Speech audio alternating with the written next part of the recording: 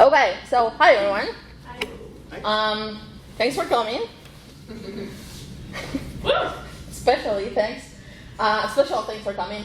So today our session is Simplify Your Website Tracking. We're going to be introducing a new Drupal analytics recipe. My name is Dharizza Espinach. I work as a senior Drupal developer and trainer at Volume Web. I am also the analytics track lead for Drupal CMS. I was going to say Starshot, but everywhere else I wrote Starshot, so I was like, let's have the right name somewhere. So yeah, for Drupal CMS. And I've been working on the Drupal analytics track with the Volume Web team to simplify the website tracking and analyze website data. Today, we will be talking about that new feature that makes the analytics setup easier for marketers and site builders. That feature is the Drupal analytics recipe. So in this session, we will talk about why we built this, how it works, how we're trying to enhance the user experience.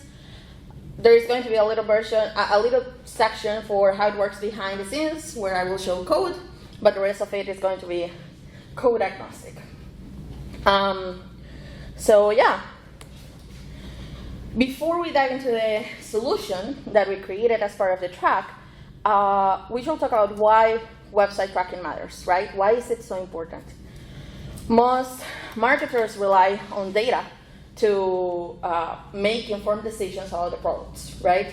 So it is about content, user experience, business strategies, all of those things are quite important.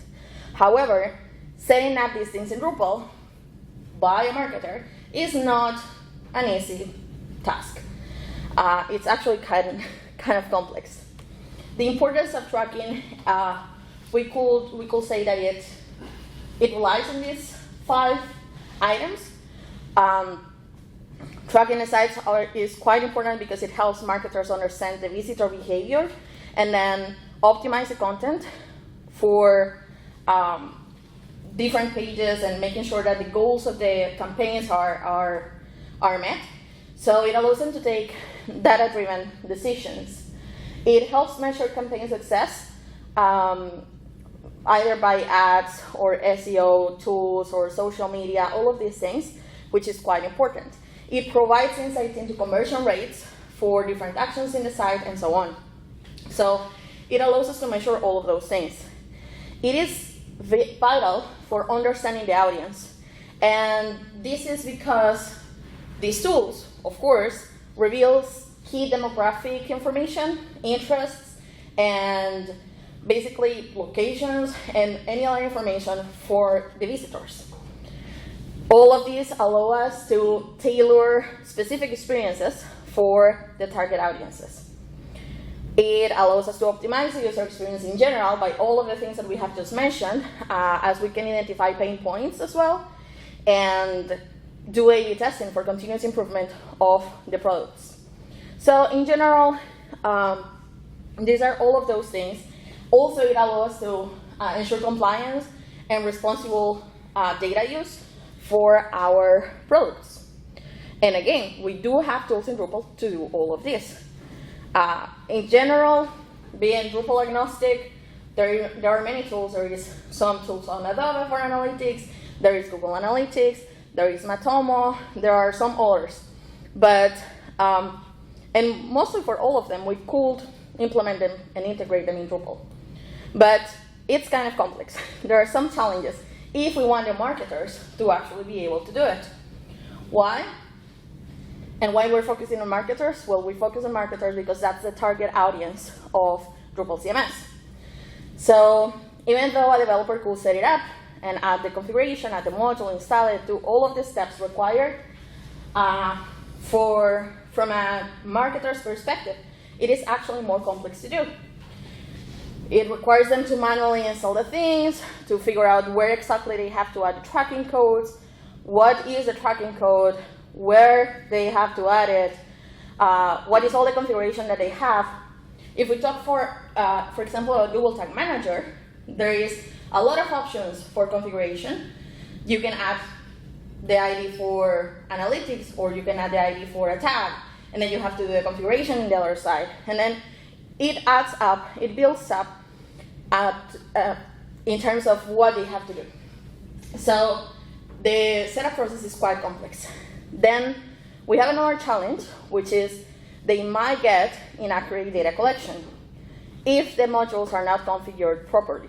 So maybe admin and internal traffic is going to add up. Maybe there are going to be some items that are not tracked, or they are tracked twice, and that is all problematic. And again, as we are talking about the marketers, they may have some lack of technical expertise as to how to install a module and how to configure it, right? Talking specifically about the Drupalisms.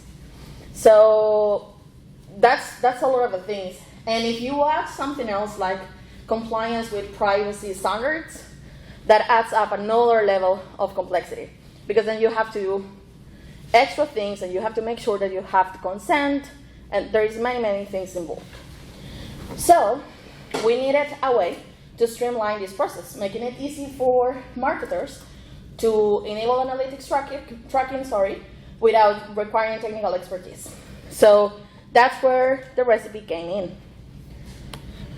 How does this work? What is a recipe? Why are we working on it? Why do we have the analytics track? Okay, we have the analytics track because it is an integral part of the Starshot's vision. Because the Starshot or Drupal CMS aims to increase the Drupal adoption among marketers, web designers, and web managers, we need a way of tracking this data easily. The goal of this track was to make it easy to set up all of this, provide a ready-to-use solution that already has a set of default options and default configurations that makes the tracking just work. You just click a button, add your code, and you're done. So that's the idea. All of these to empower marketers and web managers. So all of this is there. How did we do it? Well, here we have to do some research, and this research started by defining the scope, right? So in terms of analytics, we have different definitions of what analytics are, and there are mainly 3 buckets. We have user flow analytics, which are basically quantitative data that we collect, and it provides in-depth statistics, and this is basically Google Analytics or Adobe Analytics, Matomo, that kind of tools. Then we have behavioral analytics, and the behavioral analytics are basically things that allow us to understand how the users interact in the website. So here we're talking about heat mapping tools like Hotjar or Clarity or Crazy Egg, that kind of stuff. In the third bucket, we have the advertising analytics. So this is for pixels, like third-party pixels, for example, for LinkedIn or Meta or all of those. And the idea with this one is to provide insights into what is the audience that is visiting the site and from where they are coming and so on. So that was the first thing we did, define the scope. We have these 3 buckets. Where are we going to focus on? And of course, initially at least, we're going to focus on user flow analytics. For doing this, we have to do a landscape research that includes 2 things. 1, see what are the analytic tools that are mostly used in general, and then see what are the tools that our competitors are using. So in terms of, in general, we try to do a little comparison between what are the tools used in America and Europe, and then we chose a couple of countries. USA, because it has the biggest market, and then Germany as well, because it has some of the strictest policies in terms of data privacy. So what we discover is this. We have Google Analytics being the tool that is widely used in both. We have also some others like Snowflow and Matomo. In terms of tag management usage distribution, we figured that Google Tag Manager is the one that was widely used. You can see 96% in Germany. Matomo is also considered in that case. And in terms of behavioral analytics, we have Hotjar and Microsoft Clarity. This is in general, right? Then we decided to look into how it works in Webflow. Yeah? Could you back up a slide? So is that 7% of all sites that use behavioral analytics use Hotjar? Yeah. Or is that 7% of all sites you've considered that use Hotjar? We use a tool called Build With, and I think that one is doing it with the sites that use, in general, like all sites that are using. Okay, so there are a bunch of sites that don't have any behavioral analytics, and that's why it's 7% and 4%. Exactly, and that's why the numbers seem kind of weird at the beginning. Okay. Yeah. Thank you. So yeah, that is it. Yeah. This is very exciting, this research. Who led it? Who did this research? Virginia. Our Virginia? Yeah. That's exciting. Okay, so yeah.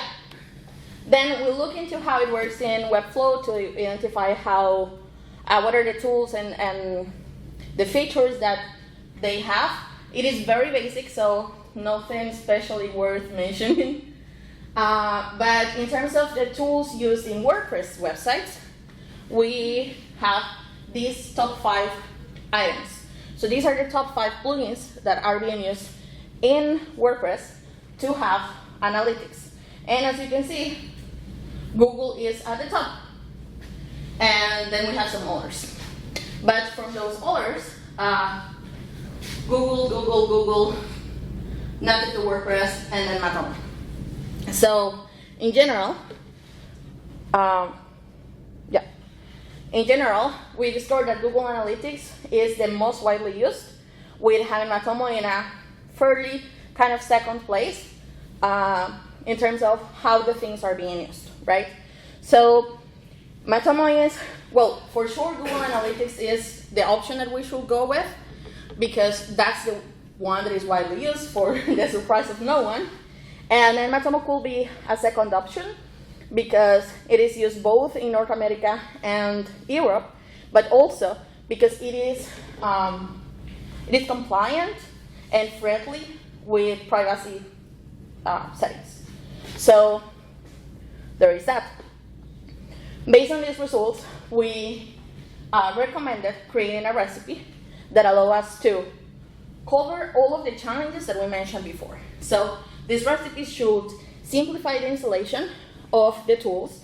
It should simplify the configuration of the tools as well, provide sensible defaults or smart defaults, and have integration with privacy policies.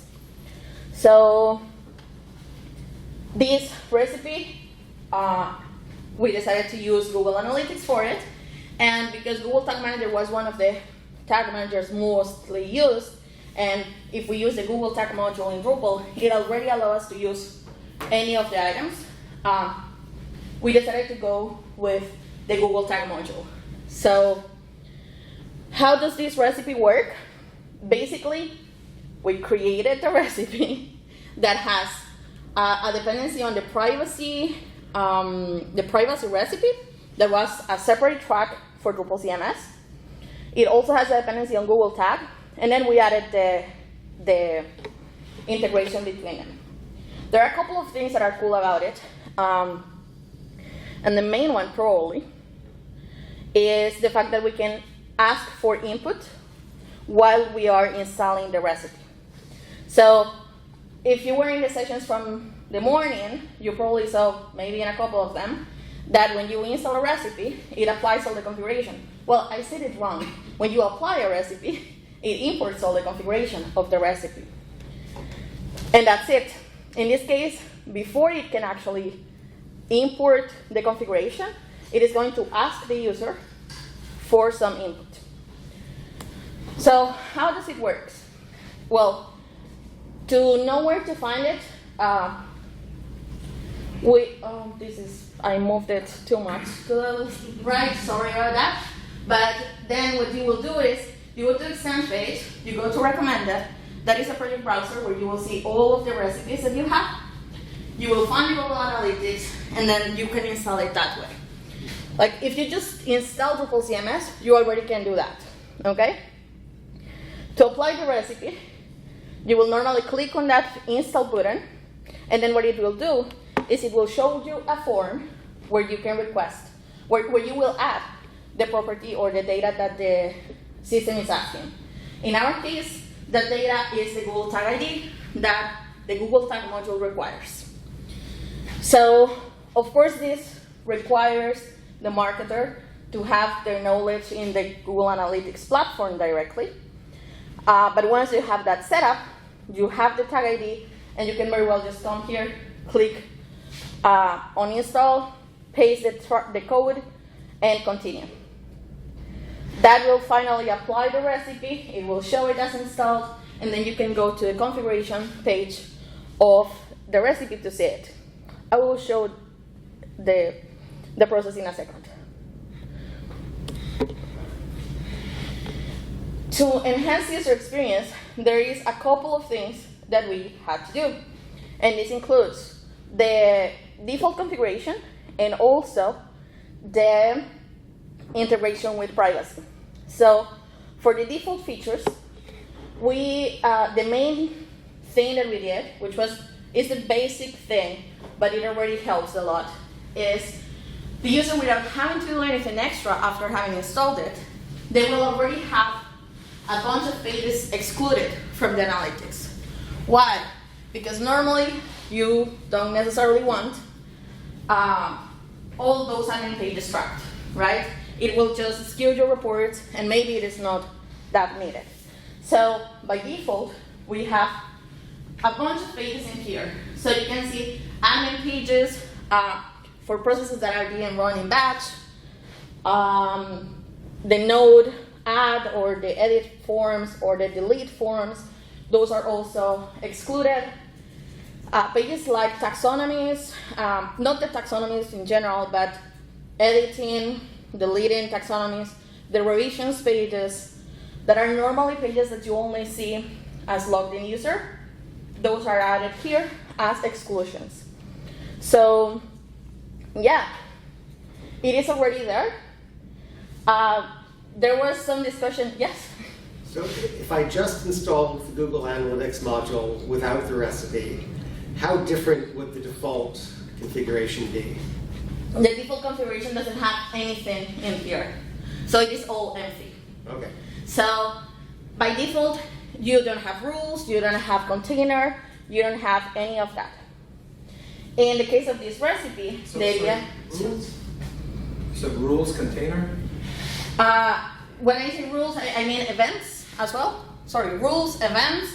The rules are this for the conditions of where the tag is going to be loaded. Okay, got it. Yeah, that's what I meant by rules. We also have events.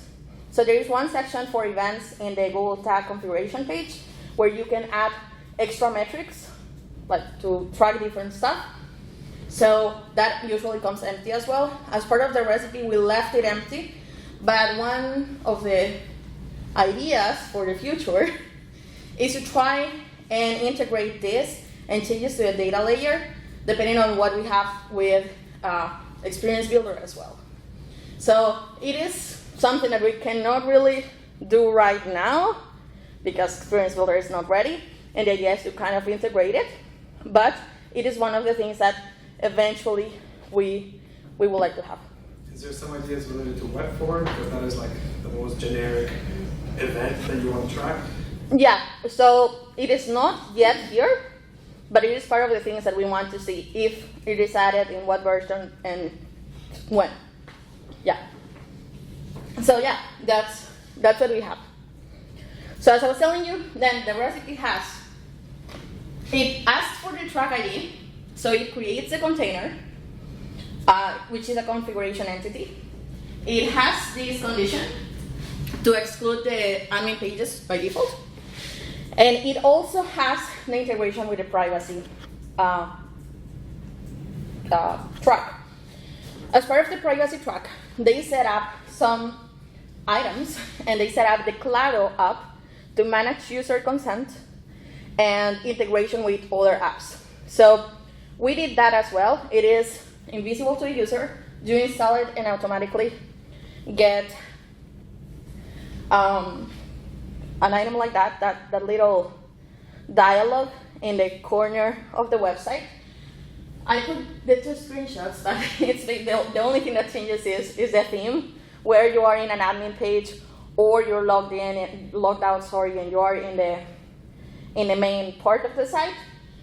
You get it, and here you can decide if you want to customize your analytics or your settings or not. By default, the Claro app is configured because Drupal CMS has a dependency on it, for sure, right? So you just install Drupal CMS and it is there. But this little dialog doesn't show up. So if you haven't installed the recipe, the only thing you have is a link in the footer that says that you can manage your settings, but that's it. The moment we install the Google Analytics and we want to track the user data, we need to tell the user that we want to track their data, and we need to get their permission. So as part of the track, we added the configuration to have Google Analytics and Google Tag Manager, and we also made sure the dialog shows up immediately. So we have it there. In this case, if the user wants to change their stuff and they click on customize, they can see the items here, and then they can decide what are the services they want or not. And honestly, we didn't really have to do much. This was mostly the privacy track, and all we had to do was a couple of lines in the recipe to make sure that it was adding that. So yeah. I mean, this is amazing because by giving a good enough default option, people don't have to think, and if they want to research and do something better. So I think that's, for me, like one of the strongest use cases for recipes and making Drupal more friendly to non-technical users. And of course, it's flexible. I did want to ask though, Claro, is it like free, or is there a good free tier, or is it really just one of those super paid? Yeah. Sorry, K. Claro with a K. Yeah. This is the name of the tool that is used. So what is this, a SaaS tool? There is here. I might not be great with the answer. I think there is a free tier that you have, but then it's difficult to track like revisions, let's say, on the consent that the user has given in the past.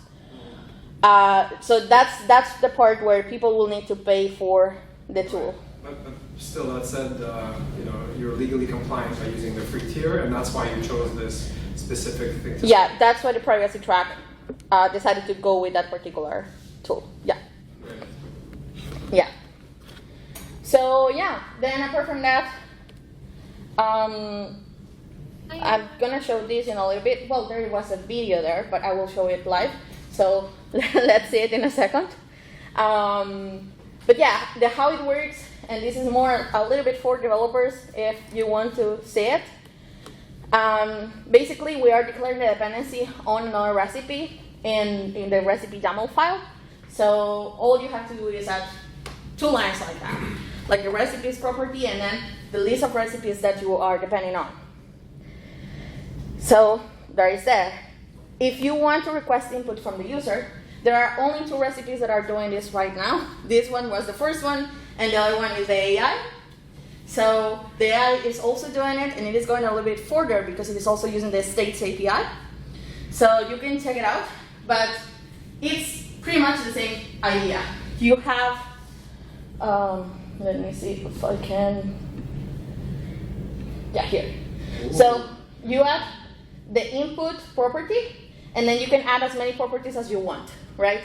So in this case, for us, the thing that is required for the recipe to work is the property ID, the track ID.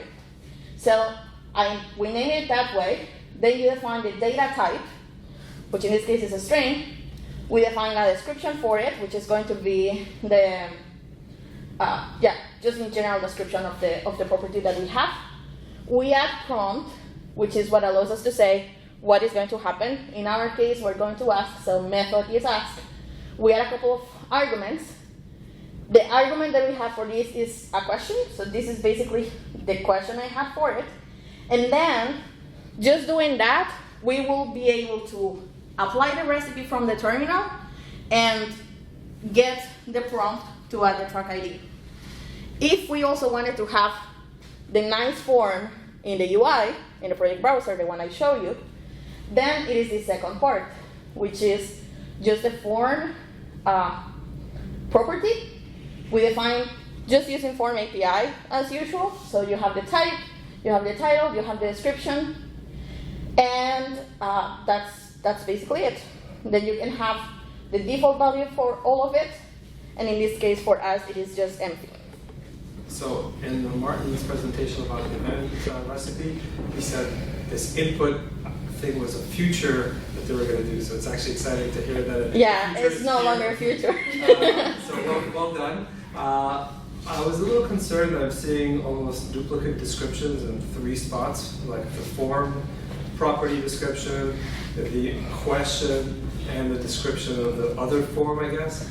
Could you comment on? So this description at the top is basically just metadata about the property, right?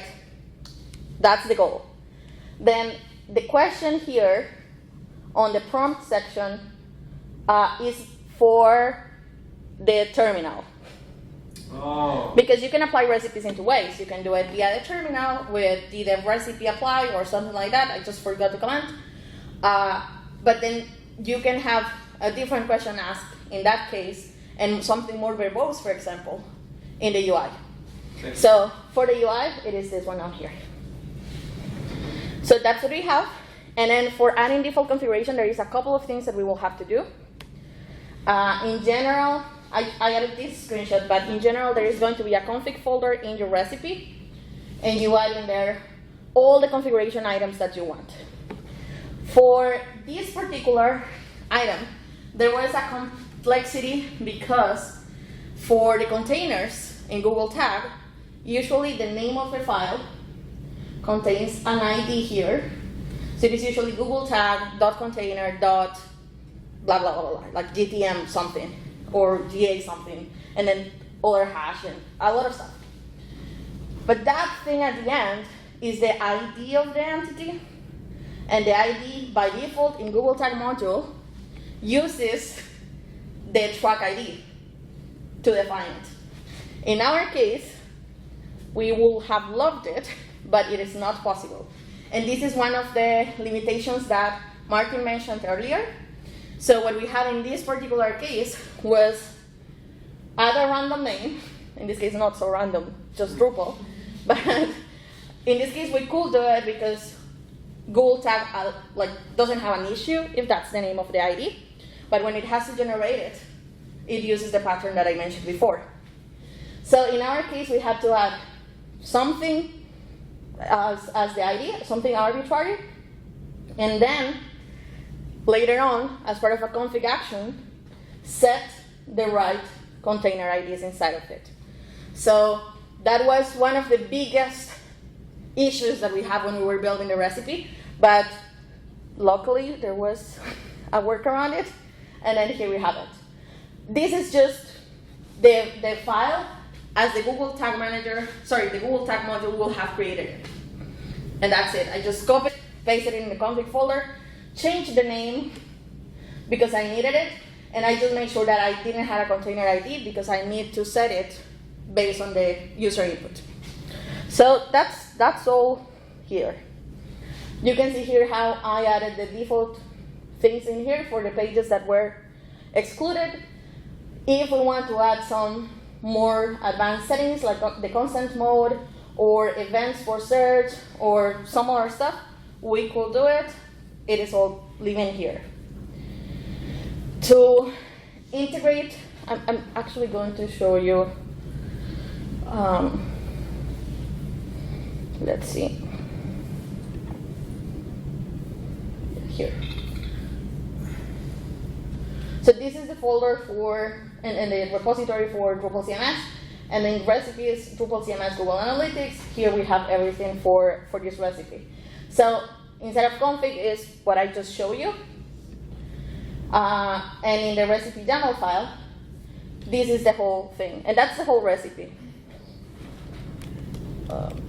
One more. One more. There we are. Yeah. So here you can see how it is adding the metadata of the recipe, defining the dependency on this privacy recipe.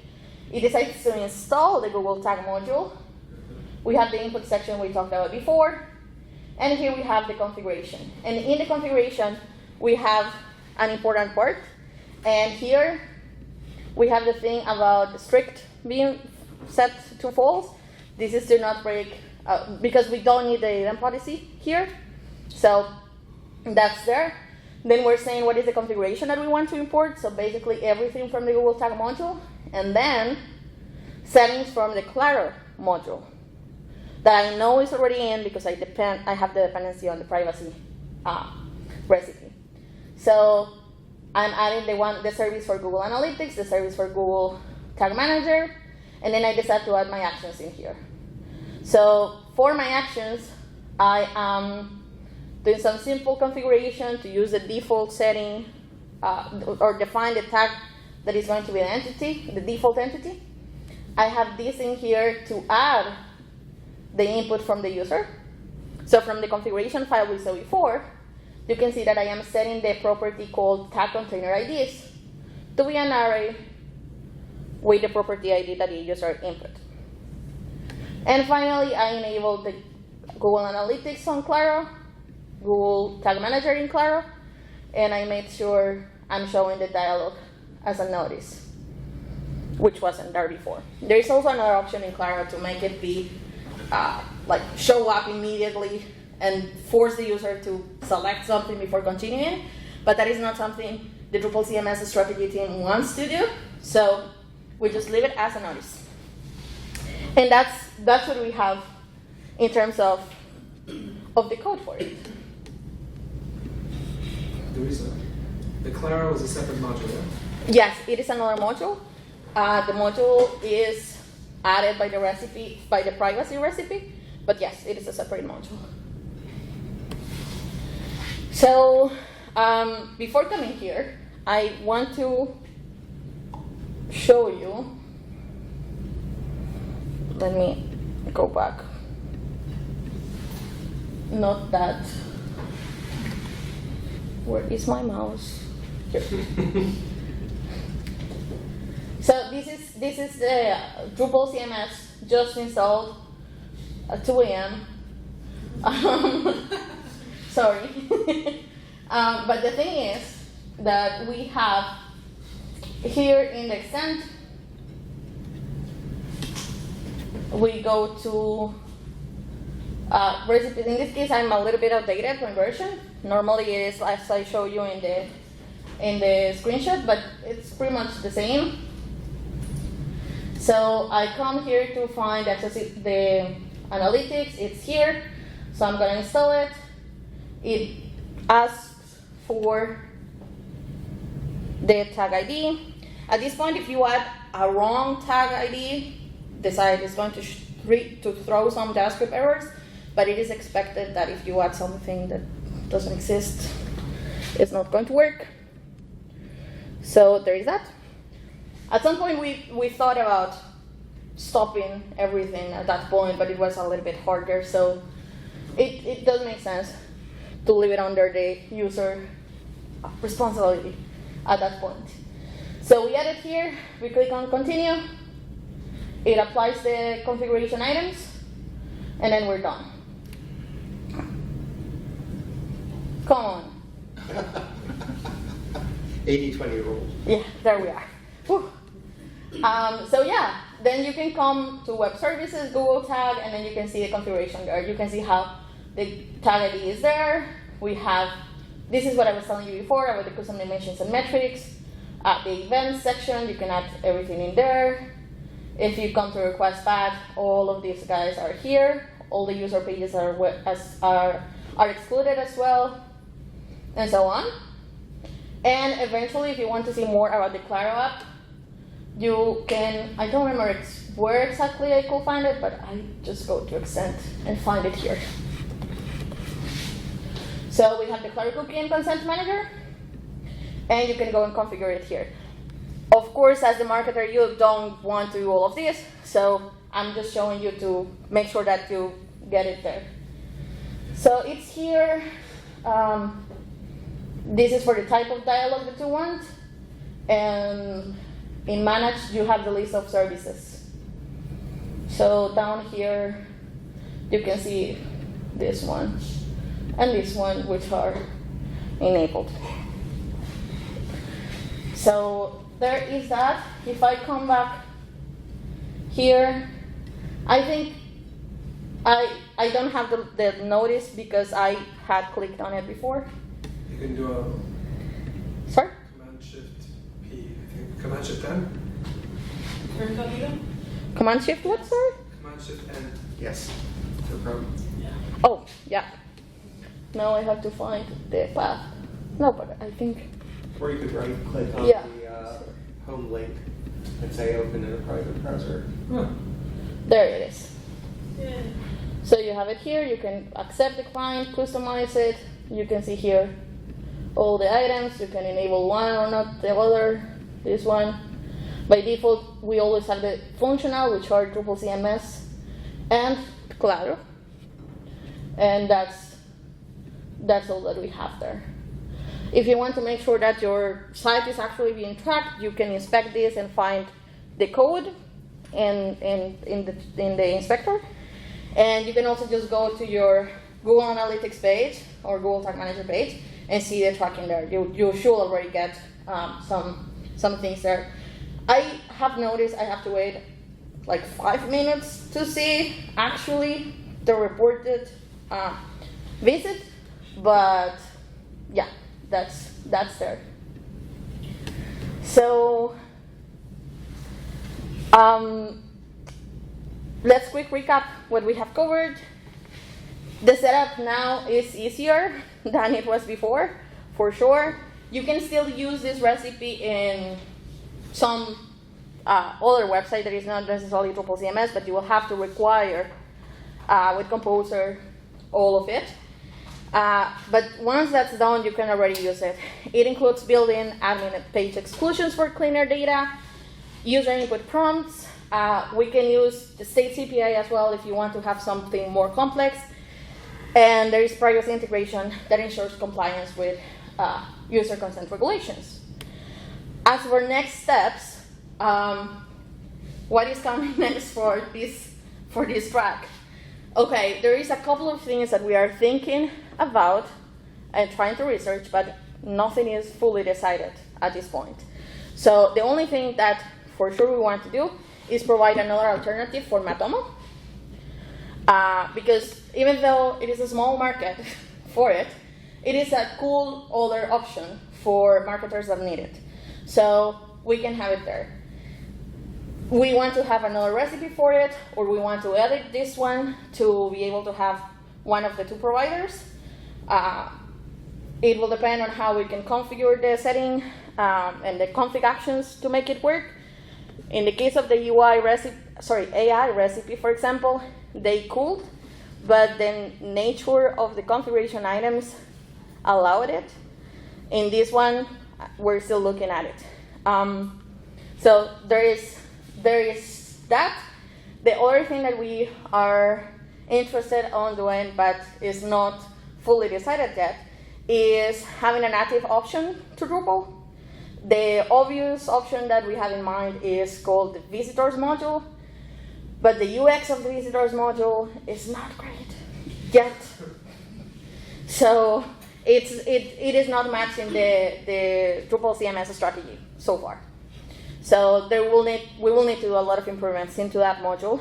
We will see what happens. So yeah, that's a little bit of it. If you want to work on any of this, there are a couple of things. You can go see code in the Drupal CMS GitLab repository. You can test it and provide feedback. You can provide feedback in Slack, but ideally you go to the Drupal CMS issue queue. There is a category for analytics track. You can reach out to me. I'll be happy to talk. And you can also just talk and about it in the Drupal Slack, right? In the Drupal CMS Slack. So yeah, that is there. If any of you want to start cloning this one to have a Matomo recipe and you want to work on it on the contribution day, that's a possibility. We can talk after this session and we can see how we can make it work. And yeah, I don't know if you have any questions. I'll be happy to take more. Yeah. Sort of a technical question. Suppose the next version of the privacy recipe finds something better than Claro, and so they remove Claro, they put in something else. You're going to have to update your recipe. Probably an easy update, but the hard part is knowing that you have to do it. Yeah. So as part of the Drupal CMS team, what has been happening is those things are flagged. So for example, when I was working on this one and privacy recipe was also being worked on, I didn't know what they were going to do. They didn't know what I was going to do. So we were working. At some point, it was like, okay, so this is done, and this is our requirement. So even the leadership team talked to me and said, hey, it is a requirement that this needs to be compliant. So we have to make sure it is there. So I think there is a good communication between the track leads currently to figure that kind of things. Because, yeah, for sure, by default, there is not a mechanism that just says, hey, there is this big change. Well, the mechanism would be an automated test that that will break, yes. And actually, thanks for mentioning that. This already has the automated tests. All these recipes in Drupal CMS have some automated tests. This is down here. They have automated tests. Some of them are quite small, some of them are bigger. This one, for example, or in all the other cases, this is a surprise. There was a different test. See what we were talking about? Initially, the test was to apply it twice to see it was idempotent. There, I am pretty sure I wrote a test for the user input, for example, as well. Maybe, I don't know in what moment it changed, but ideally, yes. The thing with Claro is that, for example, I don't think we have a test for that specifically, and this proves it as well. The only thing is, what we're testing right now is to see that link. So it is not checking that the Claro configuration is also there, that the Google Analytics or the GTM services are enabled. So maybe that's room for improvement in this particular test. Yeah, thank you. Fran was. Hi, yes. I was just curious, you mentioned at the start you guys were chatting about data layer, and I was wondering if you guys, where that conversation was going. Yeah, so that is one of the things that we were talking about, and also the web form example. Yeah. So for the data layer, we're still in gray area. We're still talking about it. If you're interested on that part, let's get into it. Because yeah, so far it is more like we have a document somewhere here where we are talking about the things that we want to do with the data layer, or the things that were recommended about it. But we still don't have a way of providing that as part of the recipe. So it looks like it will need to be a contrib module that does it, because yeah, recipe shouldn't have code, cannot have code. So that's what happens with that particular topic in the web form. Likely, we will have to do something else. In the case of the web form, we might be able to use just config actions.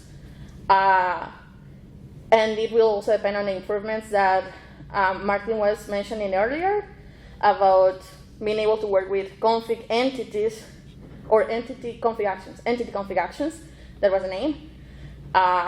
Because in that case, we can use the wildcards and all of that stuff to make sure that we apply something to all of the web forms that there are. But again, it's a little bit gray area. Figure. Cool, thanks. since it's early days, and I know your presentation is about analytics, but I have a question about the UX of installing a recipe. So in the old days, you would install a module and give you a bunch of new functionality, and in the module page it would appear that you installed it, and it would have a link to the user permissions, we saw it even, and the module settings. A recipe can install a bunch of modules and has a bunch of like things that it did. Is there any part of the recipe user experience flow that A, explains what happened, and B, shows you where to configure it? In the UI now. In the terminal, you get to see how many configuration items were, or how many configuration actions were executed, but that's as far as it goes. Okay.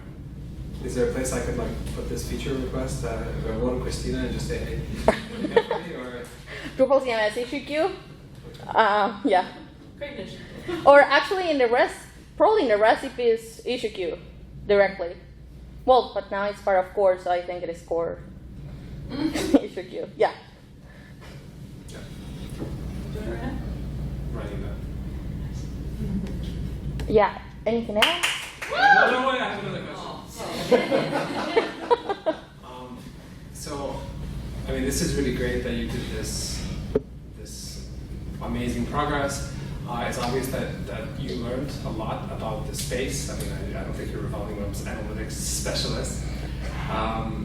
Do you have, like, your group and yourself, do you have a lot of further ideas that you could maybe even document if you don't have a chance to build the recipes for other people to sort of start building their own versions of this? Because, I mean, a lot of Drupalists know that analytics is important, but they almost like need like a marketing specialist, like they need to come and tell them per site. And for a long time, Evolving Web didn't have such a person on staff. So I'm just wondering, all the learnings that you guys did as a group, is there anything sort of reusable more widely than what you got put in here? I think we have to make it globally shareable. Yeah, we do have a document where we had like even like an initial proposal, all of the talking points, all of the things that we would like to have, and we will define as must-haves and so on. But yeah, it's pretty rough and drafty currently. But yeah, for sure, that can be repurposed into something that can be widely shared. Well, Yeah, that would yeah. be valuable from experience. Yeah. Thank you. Anything else? Woo! Thank you.